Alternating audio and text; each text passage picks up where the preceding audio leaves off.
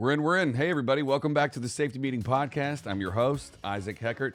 This week's very special guest, Mr. Travis B. Knight. You might remember him from episode 3 last year, and he rejoins us for our historic 50th episode. That's right. This is episode 50 of the Safety Meeting Podcast. Thank you guys so much for your support and tuning in.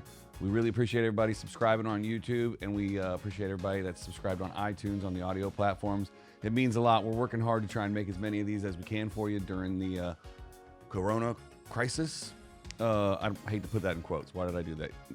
But it's serious, and I'm here by myself. We're doing video chat episodes. So Travis dialed in from Topanga on his phone. We talked about a lot of cool stuff. We caught up. He performed for us. The video kind of cut out a little bit, so we added the performance to the end of the episode. Make sure you watch all the way through if you want to see Travis sing one of his new singles called Throw Me a Line. That performance is all the way at the end of the episode. We chat about all kinds of stuff. We catch up on Burning Man. He talks about his process at the end and some of his new influences there at the tail end. We make some jokes.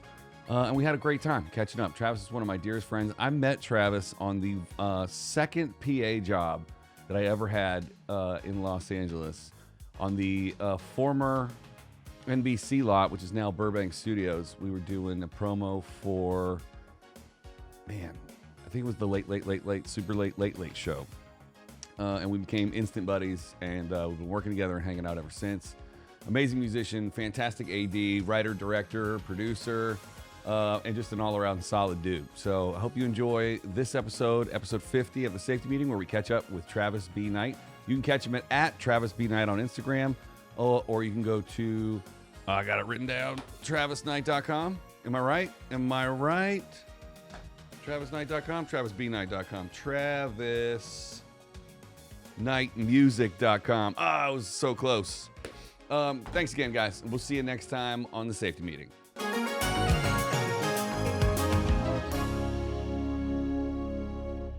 Where are you, man? I'm on my back porch. But can you reveal what part of the world you're in, or do you not want to talk about it? Currently in an undisclosed location due to my political ties. Copy that. Well, hopefully you're safe and everybody's well quarantined. No, yeah, we're quarantined up here in Topanga. Oh, okay, cool. There's worse places to ride out the storm. Yeah, it's great. Looks beautiful.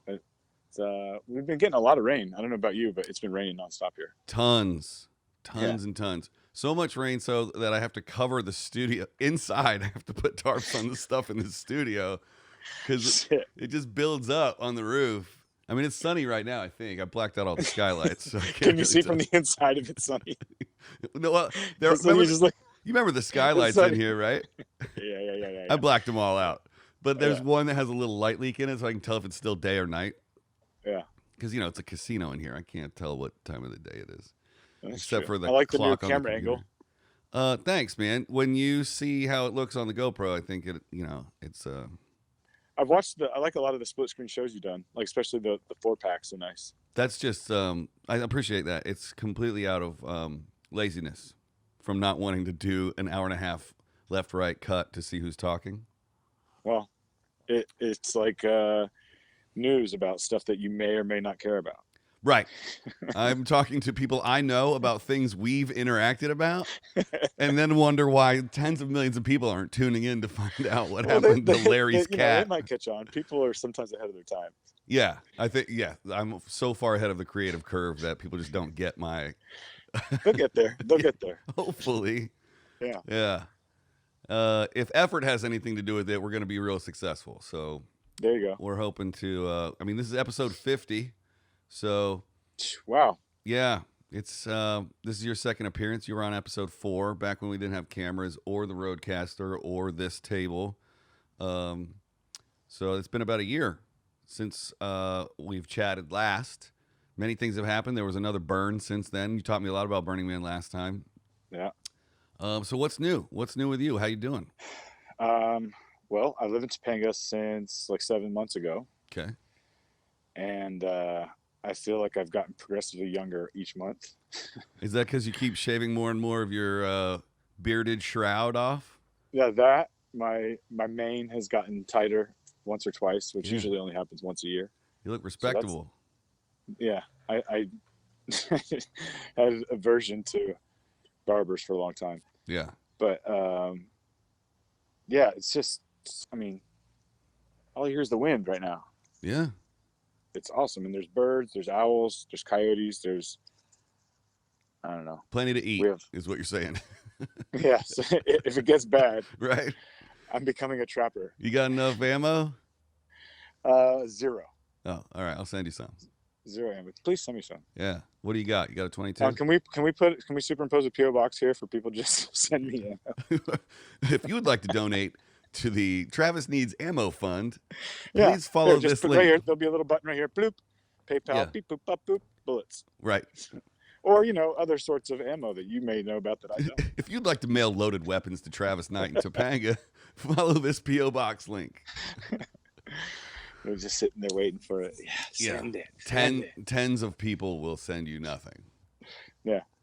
But you remember Alex Seller? I just chatted with him. He was 49. How's he doing? He's doing great. They're not on tour right now, but Right. he is fully stocked up.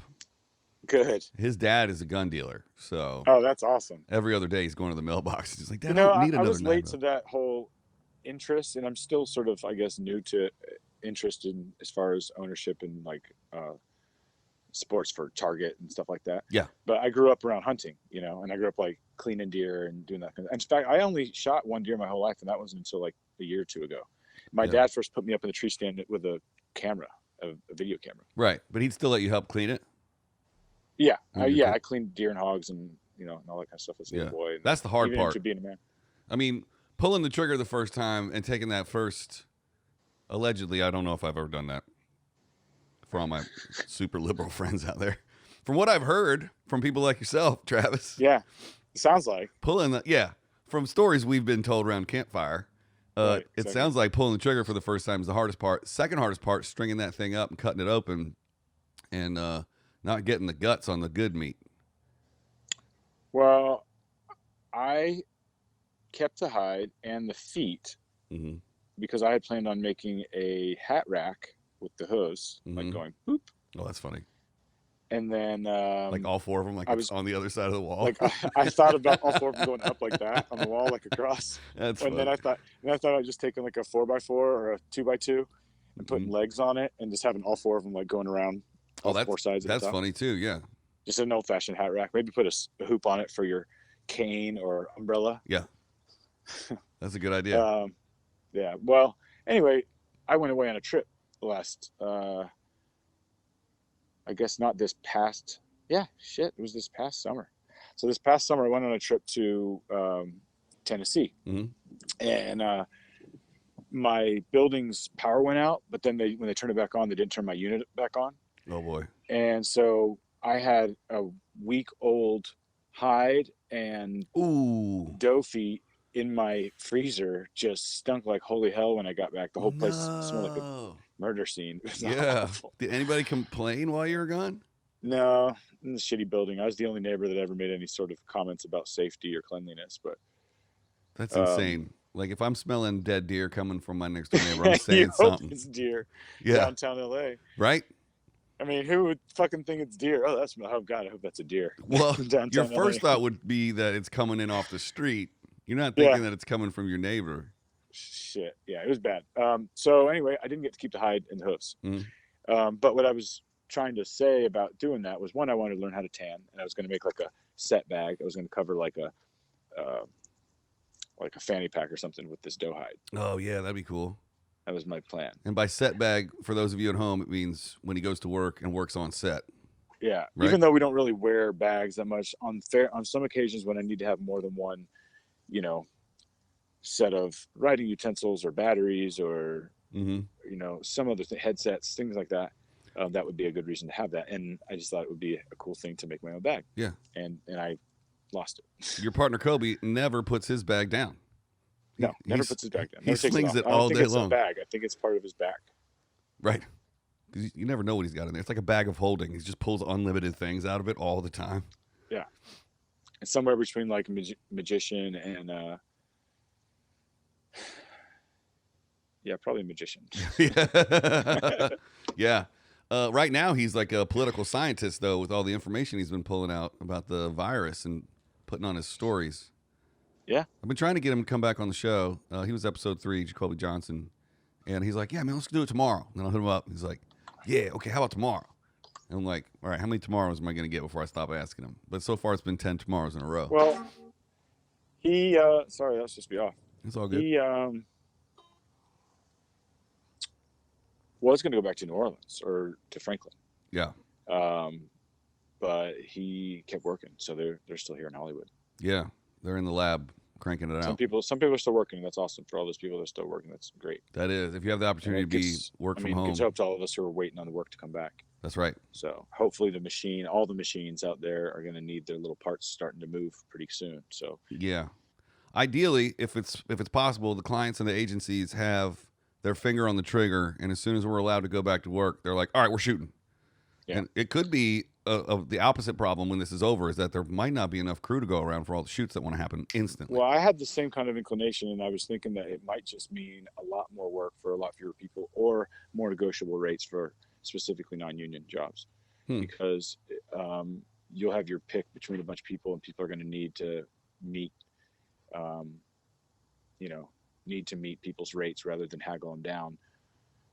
Right. And maybe even beat their rates to try to keep their dates. Supply and demand, yeah. Because I have a feeling, especially in our department, I don't know how many people, but some people went to some other city or state to kind of hunker down. Mm-hmm. And that's great. And hopefully everybody's in the right place. But if the work comes back before all those people come back, that'll mean, like you said, supply and demand, there'll be a surplus of jobs. Right. Or this thing will go on for so long that we'll all have to figure out alternate sources of income. I've already been looking. Yeah. I mean, I've been looking not for the hopes of a career change, but just for like some oh shit money in the meantime of what this oh shit period is. Right. I have a friend she and her husband, who I'm newly acquainted with, live in Idaho, and they have a garlic farm, and they also distribute garlic to mostly West Coast, like Western United States. Like they have a southwestern route and then a northwestern route. Yeah. Where they buy stuff from Argentina, largely Mexico, seasonal garlic, because Idaho only grows garlic for one period of the year. So okay. The other periods they distribute these other garlics. So I was trying to help them earlier this year, just coincidentally before, I don't know, a month before all this went down, in coordinating some of their routes, because they needed a driver really, and I wasn't really interested in the driver position, right? For my time. Mm-hmm. But I was like, I could coordinate some drivers, and I can make a whole fleet for you. In fact, I know people with trucks. Like I could easily coordinate, not easily, but I have the resources, is what I meant, to coordinate that. Yeah. And do multiple cities too, especially with the different people that we know in film that have trucks or truck driving capabilities. Sure. There's a lot of Teamsters not working right now. I was like, at the time I was thinking I could put a lot of my PA and art department and Grit Buddy that have driving experience, an extra, union rate day a week kind of thing, for these garlic routes. So we were talking, and then they didn't really have at the time the orders in those areas, but we've kept in touch, and in fact he was just back here like a week or two ago and did the run himself and had a great time. But I hit him up recently again. I was interested. I was like, hey man, remember how I didn't have time to do that truck run? Mm-hmm. He's like, well, I got time, man. I got a truck. So that's right. Make go learn about garlic. Yeah. That's such a country western thing to say too. It's like, that's such a country song. It's like, I ain't got nothing but time with me and my truck. Yeah, pretty much. Remember how I said I didn't have time? I didn't want to drive? Well, yeah. I got all the time in the world, and now I got a truck. That's right. That's right. But it's working. All the stay-at-home stuff, at least in our state, we have the cleanest air in the world now in Los Angeles. That came out yesterday. In the world? We Los Angeles, or the cleanest we've ever seen in the world. From what they said yesterday, which I find it hard to believe, Los Angeles has the cleanest air of any major city in the world right now. That I would believe. It's pretty crisp here right now. Major city, and I wonder what they define as major city. Right. Like, are you all right? Yeah. You have to ask people every time somebody coughs now. You'd be like, you okay? Yeah, it wasn't a dry cough. Oh, okay. Well, dry. Not to joke about, but it wasn't a dry. No, it's nothing to joke about. I wake up every morning like, am I? Do I have it? Is it today the day? Do I have it now? And like, no, you smoked for 20 years. You are just dealing with the repercussions of quitting that. Yeah, I actually had some social smoking during this break that I wasn't doing for months. Of cigarettes? Well, a little spliff. Yeah. Oh, so you pulled back on the consumption of marijuana, which is completely legal in the state of California for those of you listening outside of California. I didn't buy any marijuana since the beginning of the last week of December. Wow. Yeah, and then I actually was just like passing on most offers for a while, and then somewhere in there I was hanging out with people and had one or two, and we were on vacation and people offered. And then I was with my dad, and he was, I'm not gonna turn away a cup of tea. Sure. So, so you got to smoke with your dad? Yeah, that's awesome. Yeah, in fact, he was just down with me in Puerto Rico when I went to the whole Earthship thing, which I think we prefaced when last time we talked. I wanted to do something like. I was telling you about my interest in it. Last time we talked on the phone for sure, but we should definitely, if you're into it, tell people at home what the Earthship's all about. That was a pretty cool experience, right? Well, the reason I mentioned it was while we were down there, we stayed at a guy's place, this cool place called the Iguana House. If anybody's looking for a cool place in the west coast of Puerto Rico to stay, if you're going to surf or see waterfalls in the Aguadilla or Aguada, it's in the Rincon area, far west coast of Puerto Rico. Good surfing. There's a guy there named Carlos. And you can find him on Airbnb. Yeah. The Iguana House. Yeah. That's cool. Super nice guy. We've stayed in touch. But anyway, he was about my dad's age. I think he was a retired Marine, I believe. And super nice dude. And he always offered us a beer when we came home from work, which I'll tell you about the work. But every day, Monday through Friday, he'd be like, hey, you want a beer before we go upstairs? And his English was probably a little better than my Spanish, but I mean, maybe we're about the same, probably. So we've communicated pretty good, and we talk good. We talk real good at each other. I made words. He made words. He talked good in Spanish. I talk good in English. We're just good talkers. We're just nodded and smiled. It was good. It was good. Yeah. But no, he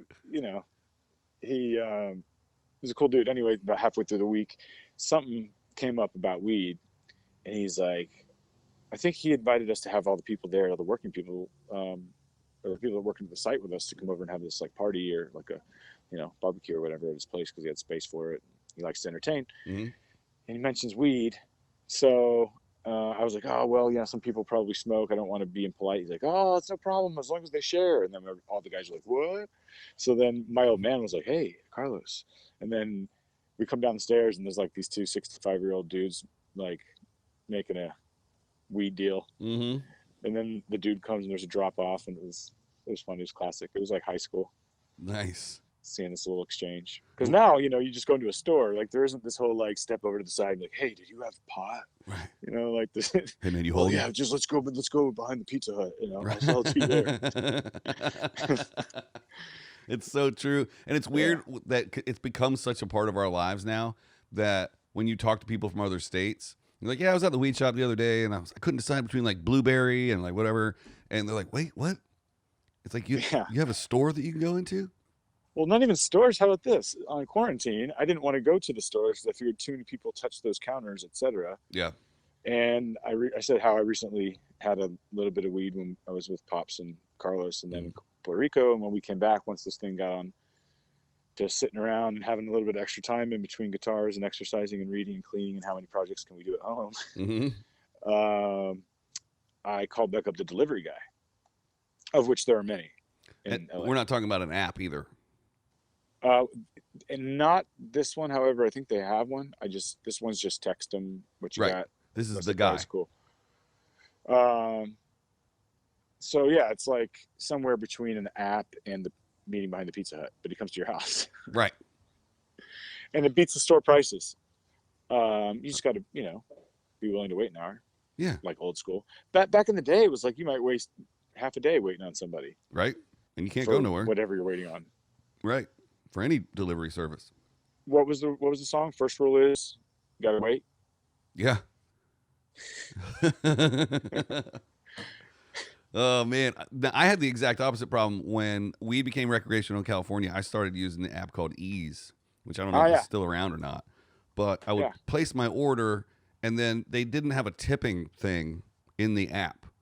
So I would place my order, and then I would run to 7-Eleven to hit the ATM just to have some cash to tip the guy with. And he would always be there by the time I got back from the store. I mean, we're talking about less than 10 minutes. Wow. Yeah. But then I've become a regular at a couple of the stores by my house. I've been consuming. We probably just traded places because around November, December, I started substituting alcohol for marijuana for my sleep, and it helped. But it's better. It's better if you have to have one. It's a great substitute because when I was not smoking, Mhm. I wasn't munching as much as I did before, but I also sort of enjoy the stone non-munch high where you just kind of enjoy your book or your run or your workout or your movie or whatever you're doing a Right. little bit longer in that state without kind of ending it with some sandwich or Yeah. whatever Food, thing. nap, Yeah, restart. nap. Yeah. But I also found that I was drinking more, which I wasn't drinking a lot before. Mm-hmm. I've never been much of a drinker. I've just been sort of like, I had my binge years when people were, when you're playing in bands or in college or at these, weekend rager types, or maybe just you and your neighbors do that on the regular. Yeah. Um, it was that, but I was never like the kind of person where if there's a 12-pack, I got to drink it. It's never been my thing. Right. It's been the other way with weed. If I had a bag of weed, I just wanted to smoke. I was like, oh, let's just go smoke again. Mm-hmm. And other people are like, God, why are you smoking again? Like, and I'm just like, well, you don't have to, but that's sort of how I felt about drinking. I'd be like, fuck, man, you want another fucking drink? Like, not that I couldn't do it because I would, but I just felt like the repercussions of getting too drunk versus getting too high are way harder to handle. Yeah. You can't drive, you can't speak, you can't stand sometimes. You won't remember some things. There's a poor decision making. Yeah. And all around sort of looseness that doesn't happen with the laziness that you might get from, or this sloth, if that's something to avoid, that you might get with smoking too much. But Yeah. I found that the drinking was putting on a little of like the alcohol sugar weight. Mm-hmm. I put on probably 10 pounds after I stopped smoking, which a lot of people are like, well, you quit snacking, you're going to slim right up. And I was like, working out and doing some stuff, going to yoga a lot in January, like 4 or 5 times a week. Cool. Then I went on this job for a couple of weeks. Then I went to Puerto Rico for that building thing for a couple of weeks. Yep. And before you know it, smoking weed again and kind of back to my normal thing. But dude, I don't know, like I had never owned a scale my whole life. Did you ever I don't have one now. check your weight? Yeah. I never have. I did back when it was like a weight class thing when you were like, a kid, when I was like a weightlifter and shit. Sure. And you had to weigh in, but I never owned one as an adult. And I would check myself like in Florida, I would be at Publix, which is for those of you who don't know, it's like the Ralph's or like the Whole Foods. I don't know. Right. With Whatever. a pharmacy like, in it. Yeah. I might have a bakery and a liquor store, but it's like the nice, grocery. But they always have these old school, like 50 to 100-year-old, looks like you could put a small car on it kind of Right. Scale out front. So you always go out there and then you like empty your pockets and out on the thing. Take shoes off. Yeah, exactly. Yeah. Take shoes off. But that was like the only time I ever saw scale. Mm-hmm. And anyway, I have one now. And now I realize like, man, I go up and down. I maybe have been doing this my whole life, but who knows? Because I didn't have a scale, but I go up and down like 10 pounds in a day. Either In direction. a day? Is that water Yeah. weight? I don't know if that's healthy. Like I'll go like, it might be water, it might be, who knows, but like I could wake up at one weight and go to bed 6 or 7 pounds lighter, wake up the next day 2-3 pounds lighter, and then the next night go to sleep and I'll be back up 8. Wow. Yeah. And I don't know, I've been trying to kind of monitor what the thing is because I'm sure there's perfectly logical reason for all this. I'm looking for a sponsor, so Hey, consider yourself sponsored. okay. Yes. Yes. You're now sponsored by the Safety Meeting Podcast. Look at that. Can I get a t-shirt that says that? Maybe a bumper sticker. Well, sure. How that about says just a meme? You are now How about sponsored. just a meme? Yeah. Can you guys afford a meme? I can. Yeah. Okay. I got stickers. You want a sticker? Yeah, I'll take a sticker, put it right on the old guitar case. You know, Oh wait, you can't see that. I can see it now. Oh, nice. Yep. Yeah, I got 1,000 of them for a lot of money. So tell me something. Sure. Is the head of my guitar on the right or left side of your screen? It's on the right side of my screen. It's on the right side of your screen. Yeah. Cool. It's like a mirror. It's flipped backwards. But that's correct. You see it the right way. I see it mirrored. Oh, interesting. Your headstock is on the left for you. Yeah, which means, because when I saw yours, I know that if I held something up in my screen, it would be backwards. Right. But yours clearly read the safety meeting podcast to me. Oh, I didn't have to be all super Da Vinci to get it. This is my left hand with my watch on it. How's that go? LA? No. I don't know how to throw gang signs. Oh, is that what it is? I don't want to throw those. I don't either. Don't have me throw those, sir. No. It's sign language gone wrong. So, I don't know if you can see the mountain over there. It's not the best view from back here. You gotta tap on it. It's a little overexposed. Well, it'll expose to whatever you. We talk about a lot of things on this show. What, being overexposed? I just really exposed myself on this show. Yeah, that's right. We went deep on the last one. We did. Yeah, I'm gonna have to go back and listen to it. Only available on audio platforms. I enjoyed doing that. We do have a video version on the YouTube channel. It's just your face with the audio playing over it for people that enjoy podcasts on YouTube for some reason. Or just an hour of still shot of my face. Yeah. What better way to just stare at you? You can listen to it on mute, and it's still really interesting. In fact, we need people to just put it on the channel and just let it play in the background while they go about their day to run up our numbers. Yeah. So feel free. Put it on Play All on YouTube. That's youtube.com/C/the Safety Meeting Podcast. Put it on repeat. Help us out. Or at least the /C? I don't know. I think you have to get a certain amount of notoriety on your channel before you can even get a custom URL, and then you get that. And then I think once you monetize, it gets rid of the C. I don't know. I see. Hi. Remember High C from when you were a kid? High C. How about High C Ecto Cooler? The green one? The green one. Did that come out when the Ghostbusters 2. Yes, dude, with Slimer on the front? Yeah. Man, we're going deep. Slimer. That's a deep cut. Yeah. Ecto, man. They have a Ghostbusters slot machine now in Vegas. And Palm Ghostbusters Springs. are women now. We're out. That's right. We're out. That's the olden days. Okay. Yep. The days of yore. I stand corrected. The patriarch has fallen, Isaac. Yep. The what's it? The toxic masculinity. Easy for me to say. So, speaking of easy for you to say, when's the last time you've been on stage? Right before we got locked up. Yeah. How was that? It went really well. I got my feet, so I'm really excited about this thing being over. There's a lot of people trying to do stand up on the internet, and I now have I have a brick wall in the studio now as a mural, but it's facing that way, so you can't see it on the show now unless. But it could be a comedy club. That's right. It could be a comedy club. It's just so hard to like do a joke and be like, I mean, I don't know what saying words and then having someone else laugh feels like anyway. So here's an idea. Yeah. Here's an idea. You ever been on a Zoom call with more than 10 people? No, but I'm getting ready to do that soon. Okay, so I did it recently. Most recently, low power mode. Did it most recently? We did a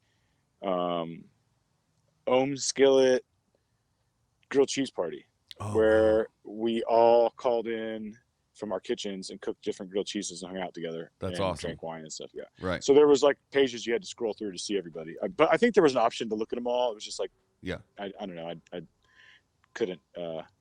My IT guy wasn't there that day. So. Right. He took the day off. Did you want to tell everybody what ohm skillet is all about? From the bird? Well, you mentioned Burning Man before. So ohm skillet's my camp of 10 years, which this year they're considering maybe postponing it.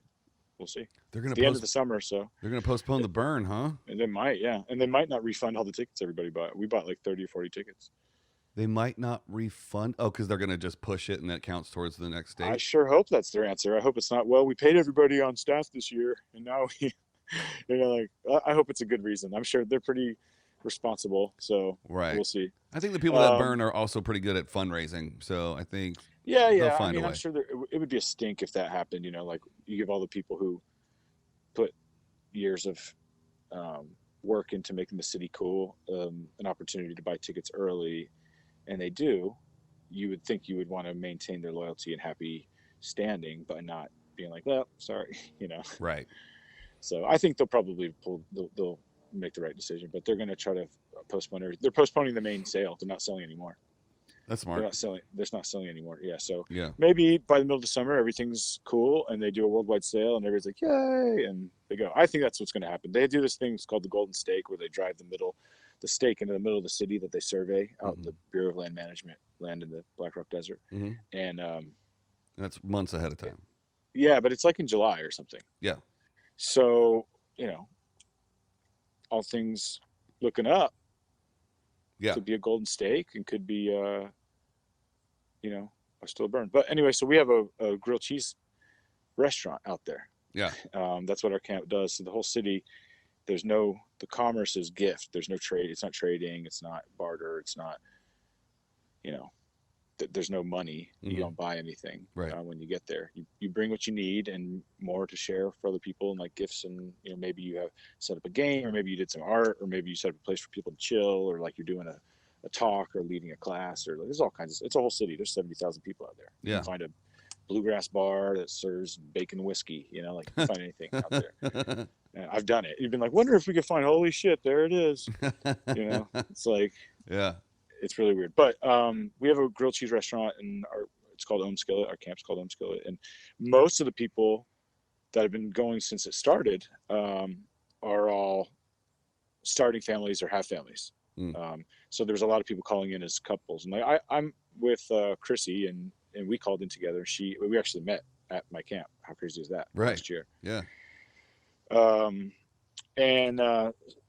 But most of those people hadn't even been out in years, but we still kind of do these things once a year or whatever, just kind of see each other's faces and, it was cool. Yeah. It was really fun. I think, but what I was going to suggest was the reason I brought it up. Sure.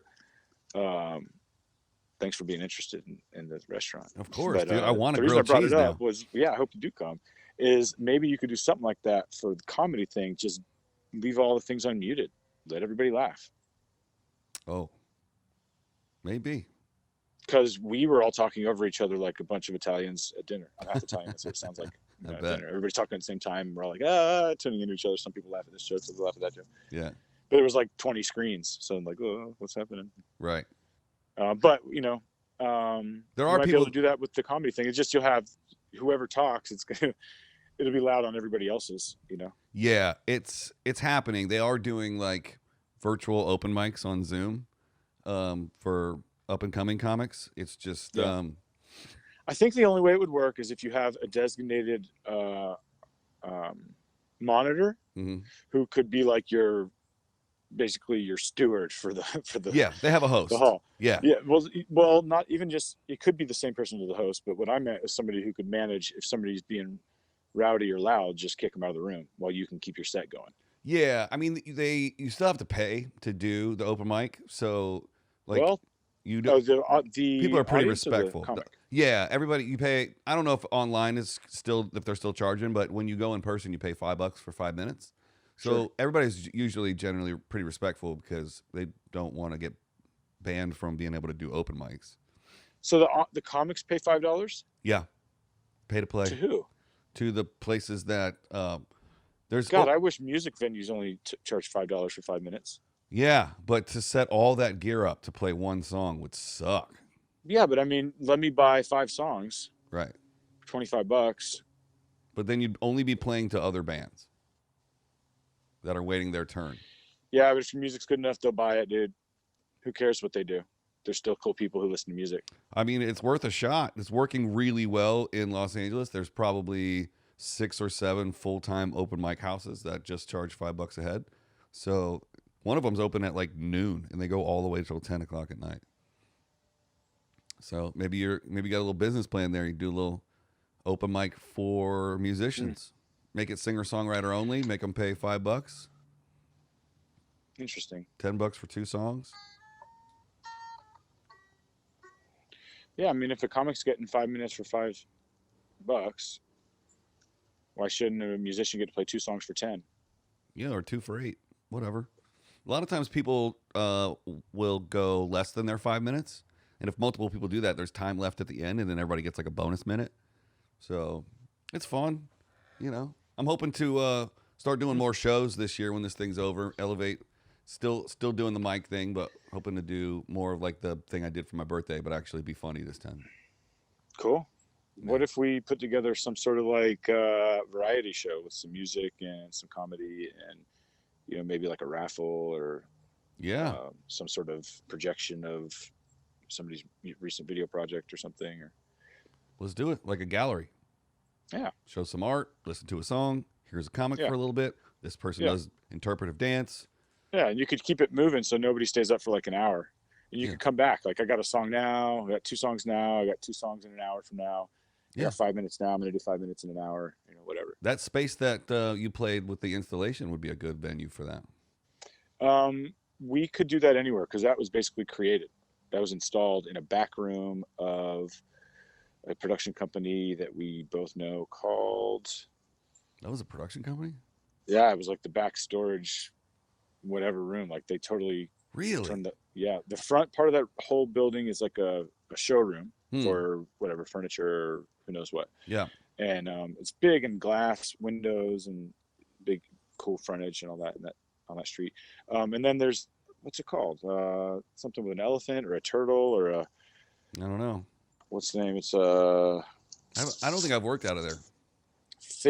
Not Think Turtle. Think Media? Something. What? Think Media? They do a lot of YouTube stuff. Somebody like that. Anyway, it's a name like that. And I didn't realize it until we got there. Oh, because cool. they basically just built the whole thing in this back room. And it was this artist and a couple of her friends. And it was really cool. I wish I had the garage space like I used to. I would have taken a few hundred of those China balls home. Yeah. Because they were all for free when they broke it down. They didn't have anything to do with it. It was just like it wasn't a rotating piece or anything. Just one week. That was a cool experience. If you want to see the installation, I've got a whole set of Travis's performance at this art installation on my Flickr. That's flickr.com/Isaac Heckert/albums. Or I always promise people that I'll slap stuff in the cut, and I never do. But in this case, it's super interesting. Maybe I'll slap a picture of the installation or you playing in it. Cool. It was really pretty, and the whole room was white. The China balls were all white, and you had to walk through the China. They were hanging from ceiling to floor in this probably 12 or 15 foot ceiling room. Right. And so if you don't get to see a picture of it, imagine different sized China balls kind of spiraling in a very pleasing shape. It was like abstract, but very pleasing. It was done tastefully. I don't know how to describe it. It sort of envelops you like a couple different spaces as you walk through it. Yeah. And they had a little like Topo Chico non-alcoholic bar set up.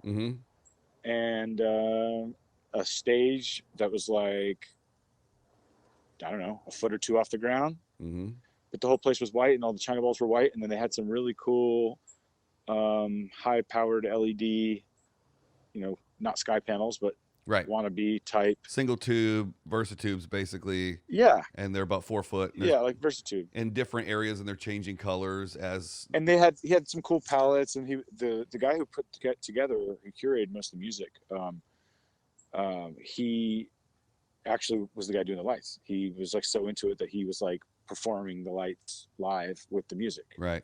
Which I think is really cool. It was a really immersive experience. It was a great night. Really was. And there was cool other musicians. I got to hear some stuff previously in the week that they had. There were some other cool musicians that played really big venues that played there too. Like, I don't know if you ever listened to Ry X. He played the night before. But I learned of some bands like the Illuminati Hotties. Oh, cool. That's a good name. Yeah. And what were a couple other ones? There's a couple from more Southern California. I know we're already Southern California. But yeah, SoCal, bro. Yeah, but they were more Southern. Yeah. And I'm trying to think of their names. It was high energy, Hmm. surfy kind of. Um, but anyway, they had all different styles. There was Yeah. like kind of art pop stuff and this like dancey stuff, and there was some rap and And it was ongoing there too. It was wasn't just a one night event. It was like kind of an no, yeah, installation. it was different every night, and they had a different style. I guess sort of each night had a main thing, like a Yeah. theme. Do you remember And the they put website these bands in together. case it's still up? It was Insight/Excite. Insight .com? was lowercase Hmm. /Excite, which was uppercase, and I believe it's at Inside Excite for the Instagram and those sorts of things. Yeah. I'll throw a link in the description below. Yeah. So Maybe. yeah, really cool, and I hope to work with that group again. Yeah. And they had some really cool ideas, and I really do enjoy working in places, or even just going as a spectator, that have that kind of immersive, experiential type take on such a simple thing, just people playing music and listening to music, but it felt different there than other things. You know, it had a feeling, had a vibe, as they say. Yeah.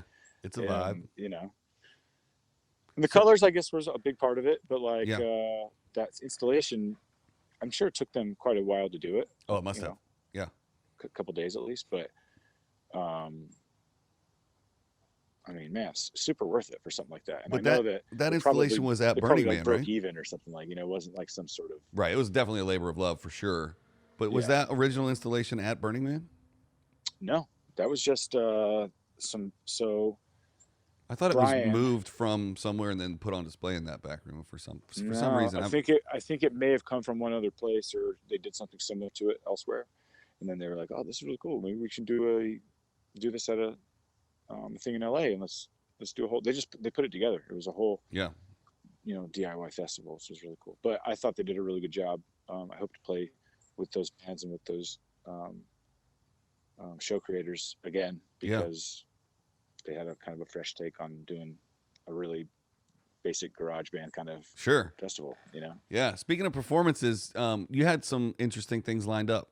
Like you were gonna kick off starting to play out again and drop some Yeah, new I had a music. show booked at the Silver Lake Lounge, Hmm. and I've been playing these duet shows over since summer through, I guess, into the holiday season, and I haven't really played live this year around town yet. Yep. Been traveling, and then now we're all in lockdown. But I had a show that was planned, and had the chick that plays with those duet shows with me, Andrea Witt, who's a really rad steel pedal guitar, Hmm. a pedal steel guitar and a fiddle player, and so she was going to play, but she's now on tour, and then I guess probably tour is over. Elliot Thade was going to come play on bass, and she was on tour down in Australia. Was going to Hmm. come back in time, and now that tour is on hold as well.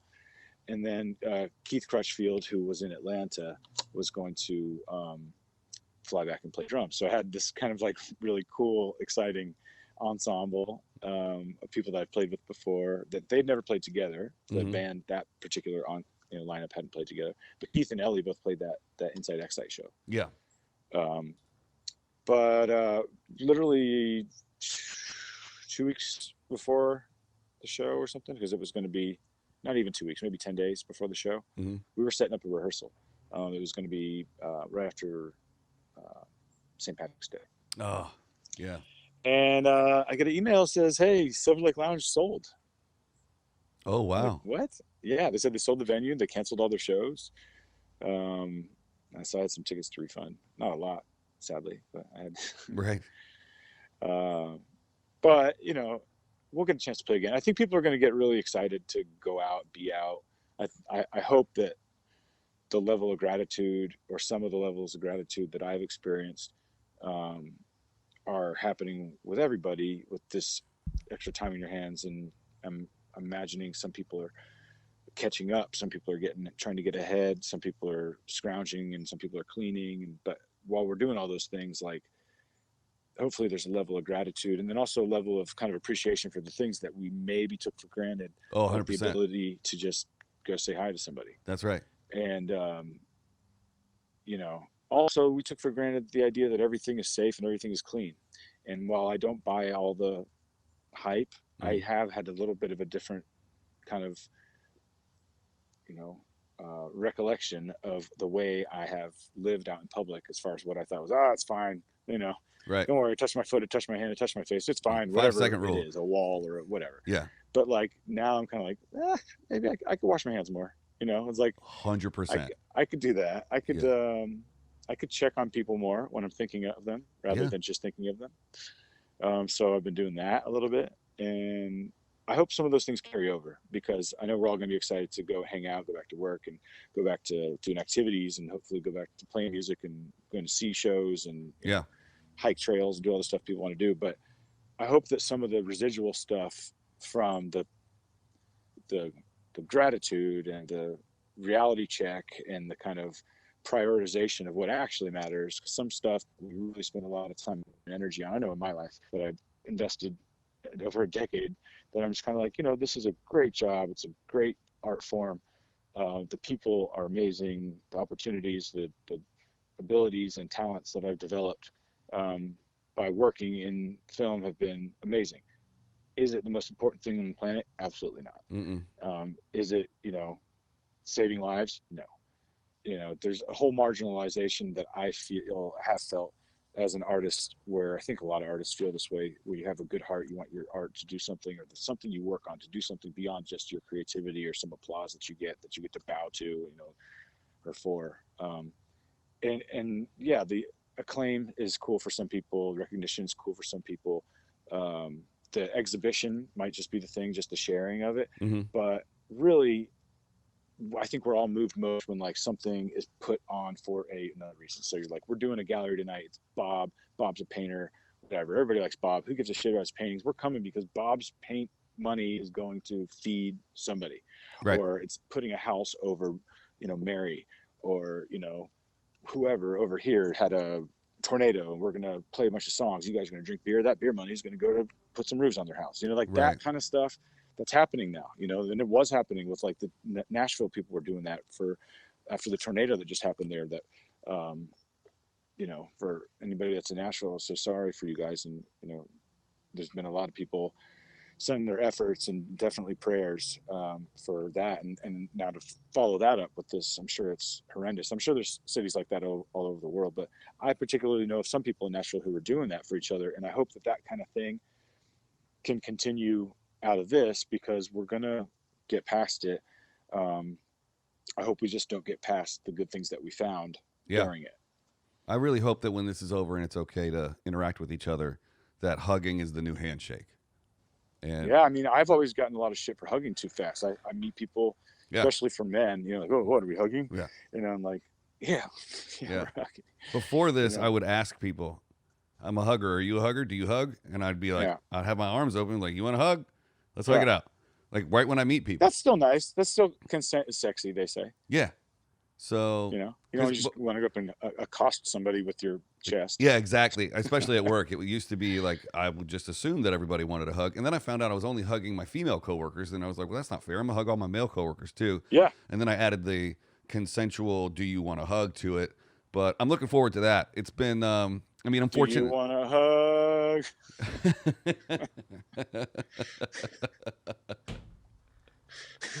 Oh my God. I'm very fortunate that I have the studio to come to and be self-quarantined here as well as home. So I do get that. I get to drive for 1.5 miles or a mile here and 1.5 miles home. But it's still like, I can't wait to be around people again. I'm a people person. This is the next best thing, being able to see your face and talk to you online. But it is weird though, isn't it? It's like super sterile. Yeah. It's so, it's still affecting people that are like self-quarantining and socially distancing. And then you see people that are running around and not paying attention to any of the rules, and they're fine, and there's no justice to it. So I hope it's over soon. They sent all their careless people to my home state and to be on the news on the beach. Right. Did you hear that one kid? I planned on this party for 3 months. There's no way. I came down here to party, dude. And you're like, 3 months? I guess when you're fucking 18, 3 months is a big chunk of your life. But those interviews, dude, I want to cut together like a mega cut of just everybody going, so bad. I'm not going to stop partying, dude. Oh, dude, that was a really good butthead, by the way. Thanks. or Billy Yeah. Bob. I've been working on my Billy Bob since Jeremy did it 3 episodes ago. Okay. I like doing all the King of the Hill voices when shit gets crazy. Oh, Boomhauer's my favorite. Well, you know who we call Boomhauer? Who's that? Marcus. Oh, really? Yeah. Oh yeah. That's right. He kind of mumbles, doesn't Mark, you kind of here you go, my man. You just Boomhauer me, man. he? Have you talked to him lately? I haven't heard from Marcus in a while. I need to give Marcus a shout out. How's he doing? Yeah, give him. He's good. I haven't talked to him this week. I reached out to him like a week ago. He's good. There's some people that you I think feel him and like Colby stayed in touch. He was cutting Colby's hair still, so I don't know if they've seen each other, if they're in their quarantine 5 or not. Right. I think Colby's got a little collective of folks that he's from the start stayed locked up with, and he's chefing it up for them every night. I tell you what, the pictures of all this food people are cooking because they got nothing but time. Yeah. Man, it makes me real hungry every day. I'm just going through Instagram like, man, you spent 6 hours making that? I don't even never heard of that before. Dude, we've been having the crock pot going. I went out and bought a bunch of cream cheese and things to make cheesecake. Mm-hmm. We made homemade buttercream icing the other night. Wow. And cupcakes and stuff. Yeah, make like orange marmalade. I don't know. It's gotten fancy up in here. I had at home caviar with steak a week ago. What? Never even had caviar. We had caviar and wasabi, not salmon, but wasabi. I forget the fish. Was it trout roe? Wow. Some fancy shit. Yeah. We're eating out of the little garden here, making little salads out of the garden and like that's amazing. Spices and stuff in our drinks, coffees and toddies. That's Been one making thing. A lot of those piscos. The one thing that I'm dead set on is that as soon as this thing is over, I'm gonna start looking for a house because I need that. I need yard space. I need to be outside. But you can make a garden on that patio that you have, bro. You can make a nice garden. Yeah, I got a succulent garden up there. It's doing real well with all the rain. You can make yourself a real nice garden. Just make a raised bed all out of wood. You're a woodworker. That's right. Gave up the shop though for the studio. So 2 reasons why I want a house now. I want to make the garage a wood shop again. I want to have a garden in the back. I want to get a pool. And I'm about to have a helicopter fly over the studio. And the lighting changed when you looked up. Like, whew. You looked up. It was like, Isaac, listen to me. Just on just on your camera. That's my backlight. It's got a little halo going. Super inside baseball. Riveting shit. I wonder why millions of people don't tune in every week. But I think we just hit the hour mark, but we had a little technical difficulty in the middle. Do you want to take us out with another song? You got another song for us? What have I been playing lately? I will send this your way. How about this? I've been listening to a lot of Saharan blues. Yeah. I'm sure you've heard of the band Tin Arwen. I think I've heard of them from you. Yep, I think you have. If you haven't already listened to them, check them out, please. And if you go to Spotify or SoundCloud or wherever your streaming, venue of choice is, put in their name, put in the word Bombino, Bombino, who I think recently has something on None Such, produced by Dan Auerbach. Okay. Which I'm excited to hear that in its entirety. But I've been going deep on those guys and the people around them, Mdu Mokhtar, and that whole genre has just gotten me. I'm enamored. I'm like the rhythms and the style of play and the sounds of the guitar are all so heavily interwoven and inspired by U.S. rock and roll, blues rock and roll from the U.S. So a lot of Zeppelin, that kind of stuff, but also like Hendrix and like Dire Straits is a big one that they all reference. Okay. Which isn't on my short list, but I hear where they're taking the golden nuggets from. And there's this other also very like minor scale that all of that. So they're Tuareg. That music is all Tuareg. Those people are called Tuareg people, and they cover like 5 countries in that area in the Sudan desert, or Saharan desert. But yeah, there's like this melody, this like quality to that language. And then also like after they were kind of squeezed over there when there was like the Arab Spring or Arab invasion that, you know, kind of moved a lot of the peoples around Northern Africa. So there's a heavy dose of Islam in the stylings and the lyrics and the singings and things. So there's a mixture of those things. And then there's some English singing, and then there's just some straight, like, just rock sound and stuff. But I like how the percussion setups, even though it feels like a full electric band with like what we consider a trap kit, like, you know, kick, snare, hat, cymbal, maybe some toms. It's usually just like a doumbek, which is like a small djembe, sort of. It usually has a higher timbre and like metallic. Sorry. Do you know what that Those is? two things. It was like something super obscure, and you're like describing it with something else super obscure. And Oh. I couldn't hold that one for a second. It's a doppelganger, well. which is a lot like a hoopy wonket. So a djembe, the thing I'm referencing is a big wooden drum, popular in Western Africa, specifically Ghana and like the Awe people and that Western coast, made out of like lenge wood and some other woods that they have there. And it's like goat skin, and it's like that big like boom, boom, boom, boom, like that, you know, drum circle. Famous, the guy who's doing all the lead stuff, and like it has a lot of different sounds you can make on it. Well, imagine that smaller and sometimes metallic instead of wood. So it has a like pat, pat, pat, pat kind of sound. Sure. And sometimes that was like that tabla sound where you're like hitting like a heel of your hands, so like boom, Boom. kind of a little bit. Yeah. Boom. Yeah, exactly. So that with like lighter percussions, like chimes instead of cymbals and things like that. But you add those with the rock guitars and like claps, and, you know, there's a lot of call and response, which is cool. Like some guy might be like, and the group, then there's like a bunch of guys that know, and like you don't even know the word. I don't, Right. clearly. But it makes me want to sing along. I'm like, yeah, what do we sing? Let's sing that shit. That sounds awesome. You know, whatever it is. And so I want to learn a little of the language because I'm a little bit of a linguist geek. I feel bad that I don't know exactly what I'm making phonetics to, but it's really cool. And then there's some really, really like just sweet kind of bouncy lullaby, like walk in the park kind of songs. Like there's just a whole array of stuff that I'm just having on repeat all the time. I mean, I build a lot of fires out here. Yeah. We have a lot of fire. We don't have a TV, so there's like the fireplace is like where we hang out. And that's kind of awesome. Yeah.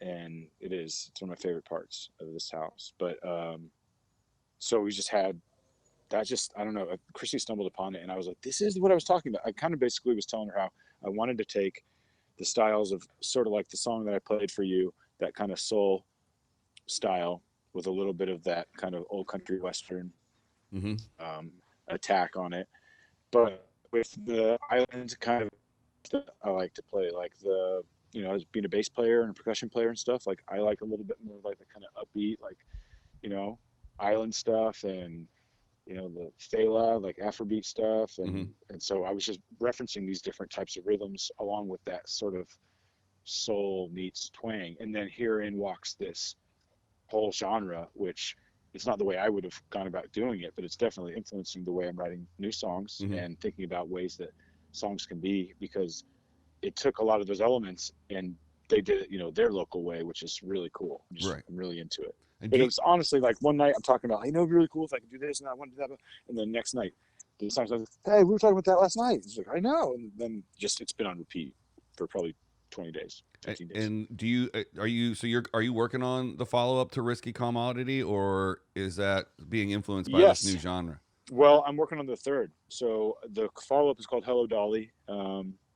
It's been in like mastering mode for the last 4 to 6 months. It's kind of gone to shelf and back a couple times over the years. It's taken a few years to kind of finalize it. We got it to a finished mix last summer, and then there was a couple tweaks I wanted to make, and then we all went out of the country, and everybody's been out of the country back and forth until then. So when this is all said and done, that just needs a mastering. I need to do a final mix down. There's a couple little things I want to delete. But you can keep going on that forever. You just have to stop at some point. Right. At some point, you just got to move on. drop it and. Yeah, you just got to move on. I mean, I'm already past its time. Like the original tracks, some of them were cut 4 and 5 summers ago. Wow. So be messing with something, Was that written like during Risky Commodity, or also writing Hello Dolly, and then you just kind of picked what was going to go on what album through that process?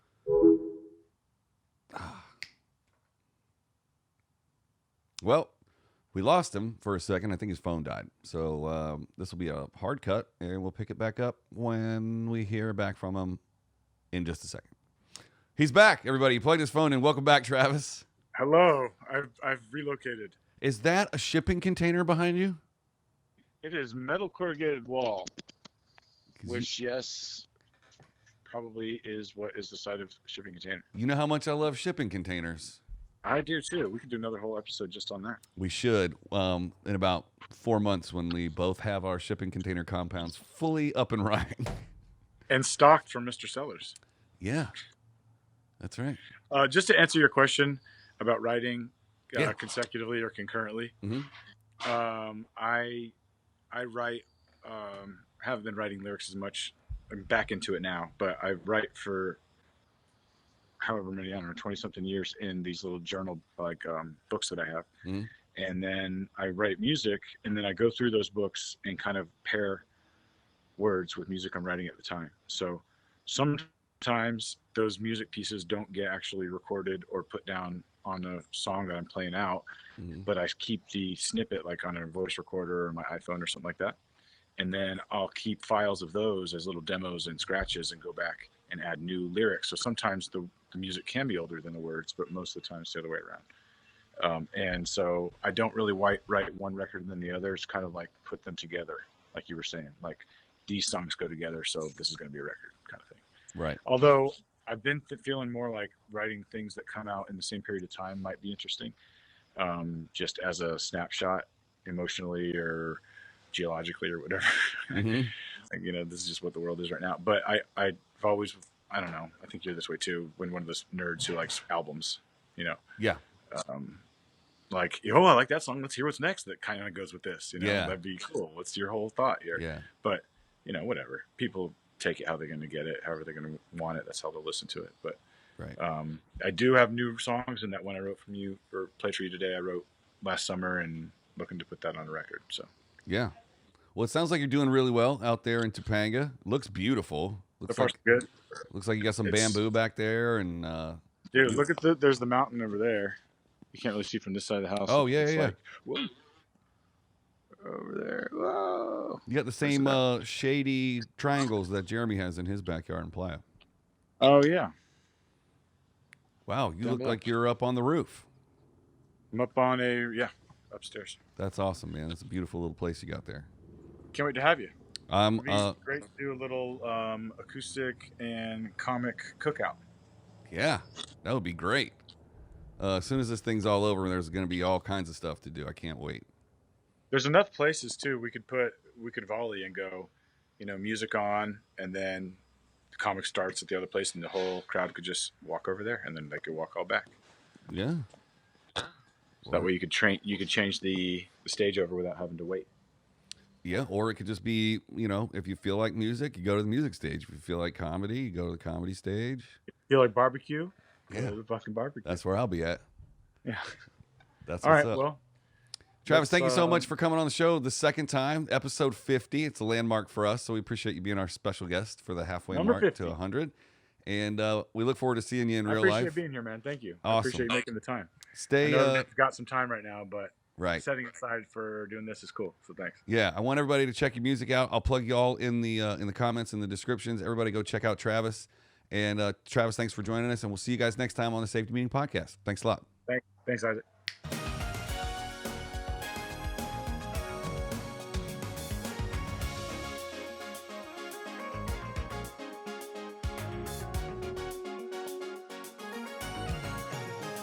This show's a piece of shit. This is one I'm working on, and it's called "Throw Me a Line." All right, throw it out there. Yeah.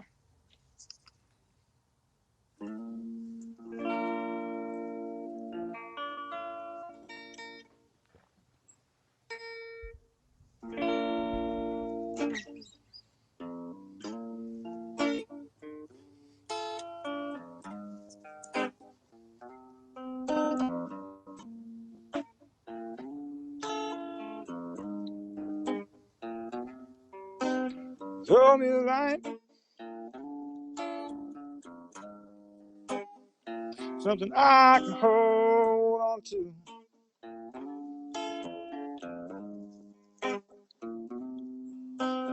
Throw me a line. That's the least you can do.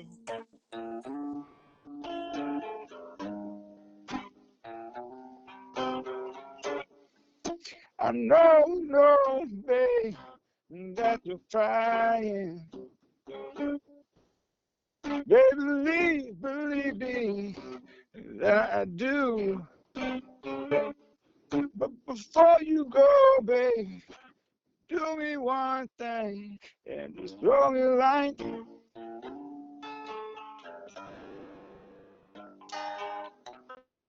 Throw me a line.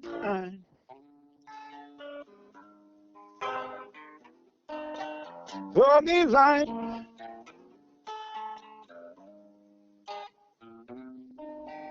Throw me a line.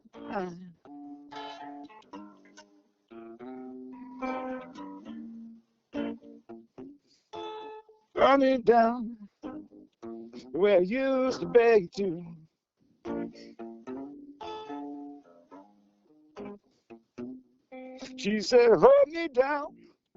Oh, let me throw it on back to you.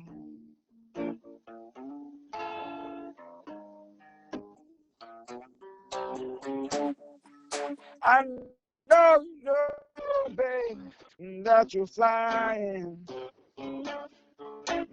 halfway around the world, and no. But before you go, babe, do me one thing and just throw me like.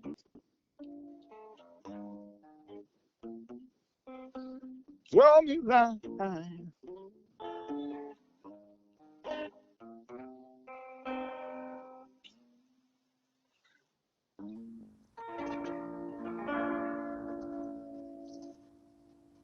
Awesome, man. That was great. Thanks. That's Throw Me a Line by Travis B. Knight. And you can find more of that on Instagram at Travis B. Knight or on his website, Travis Knight Music. That's Knight, like the suit of armor Knight, not Like Knight. on the horse. Yeah. Yeah. Not like. Off air, I have a piece of IP that I'm developing with Knight in it. So I'll tell you about that here in a second. Sweet. Yeah. It's about a knight. That's all I can say. Because one of my two listeners will steal